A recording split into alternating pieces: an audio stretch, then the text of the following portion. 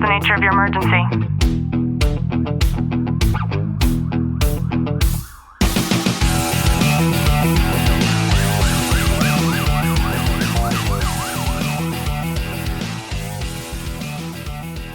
Welcome back to the Tactical Living Podcast. I'm your host, Ashley Walton, joined by Sergeant Walton. And how are you? I'm really good. You need to shave. I know. It's a Sunday shave. Yes, it is.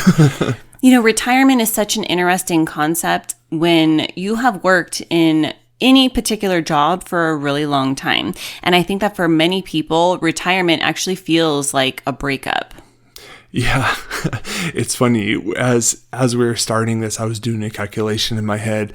I have 9 years, 11 months, and was it 2 days or 3 days?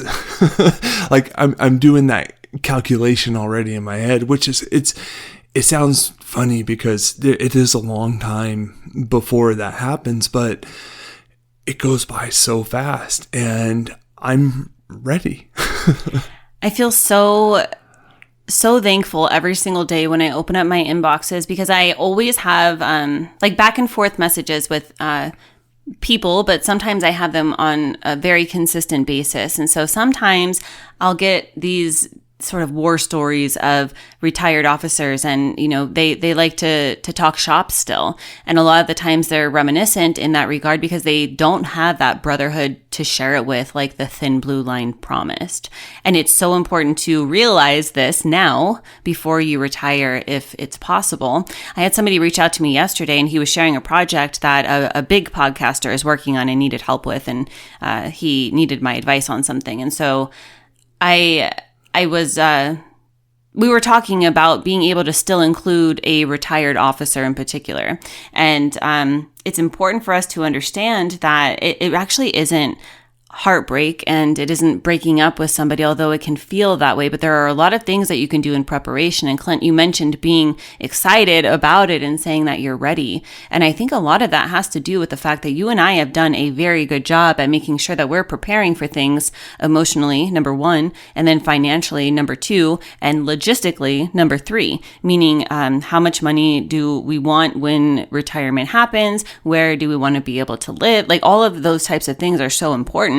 But also, like, what is the contingency plan of not working anymore? And what I mean by that is, we mentioned on another podcast a few weeks back, and you were like, well, I'm going to be out there fishing on the dock, and you're going to be inside working. And I asked you why, and you said because you're never going to give it up. Like, you always need to be learning and growing and doing something. And so the fishing part is what I'm making mention of, because you and I both know that you're going to be very similar to your dad. And I think that even if you don't realize it, you've been paying a lot of attention to this level of zen that your father has always had ever since he retired. This is a man who, he did so much, and we don't talk about that enough, but being in the Navy and then working corrections, and, he sacrificed so much for his country, and he sacrificed so much of his family life for what he did for work, that he really did it right when it came to retiring.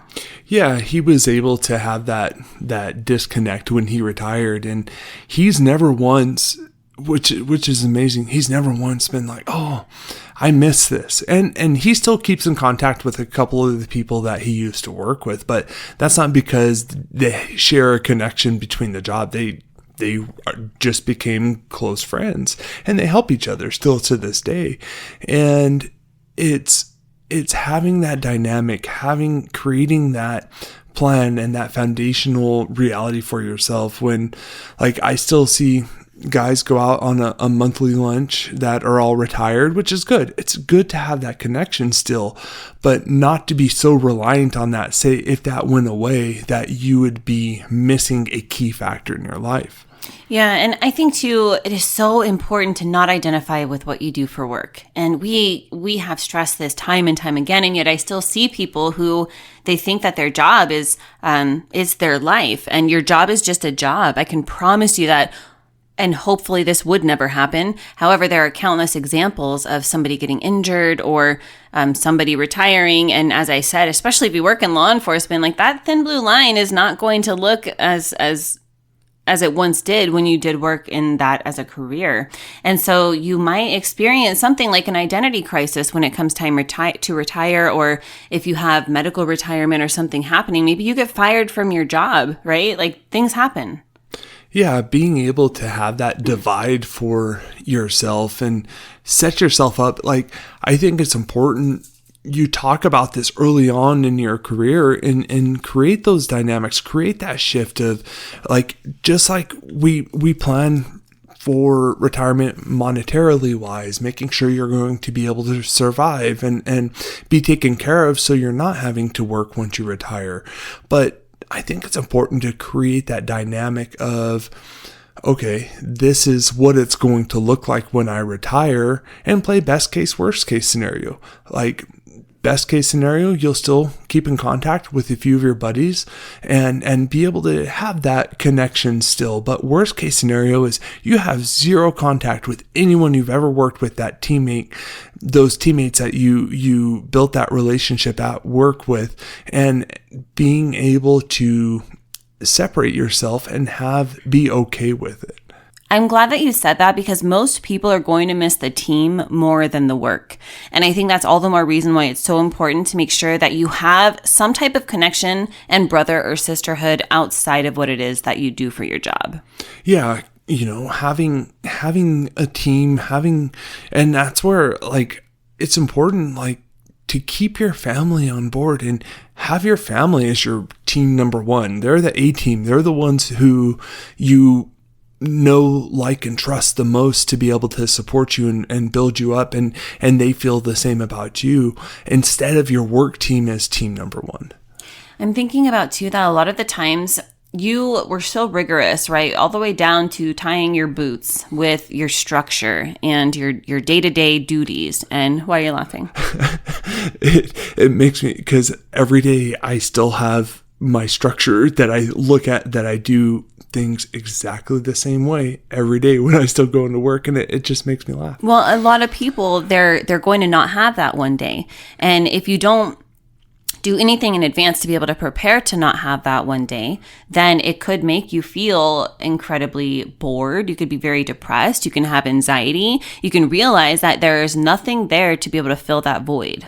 Yeah, and that's such a perfect example, is going into the locker room, getting changed out, getting ready for your day, having your routine, having everything like that. Because once that's gone, you're going to lose those kind of routines, those habits that you've built into your internal systems to be able to do on a regular basis. It's finding different avenues to get ready for your day, to start experience things in a different light. Something else too is that many times what will happen is you could find that you're comparing yourself to who you used to be. And when that happens, you might also feel like your best days are behind you.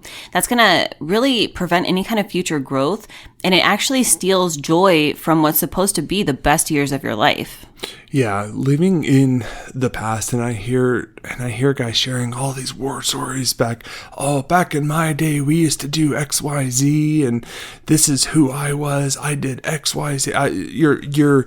You're trying to build your resume based off of who you used to be, not incorporating the times that have changed, not incorporating like you've matured or grown up or you can't do this because you have a shoulder or a knee injury anymore. You can't do those specific things. It's not living those highlights of your past and living the highlights of your future.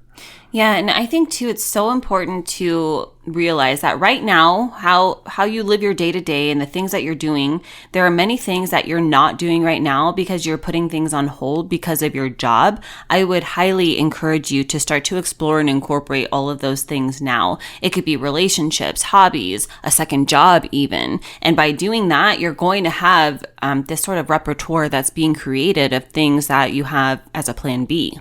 Yeah, being able to have those extra hobbies or an extra job, whatever it may be, it gives you kind of a fallback to where you're not so focused on that grief of losing your job or retiring, whatever it may be. And you're able to focus on your future and how to keep moving forward. I hope you've gotten some value out of today's episode. If you have, do us a favor, drop a review, subscribe down below. And as always, know that I'm sending you a long, tight hug from my home to yours.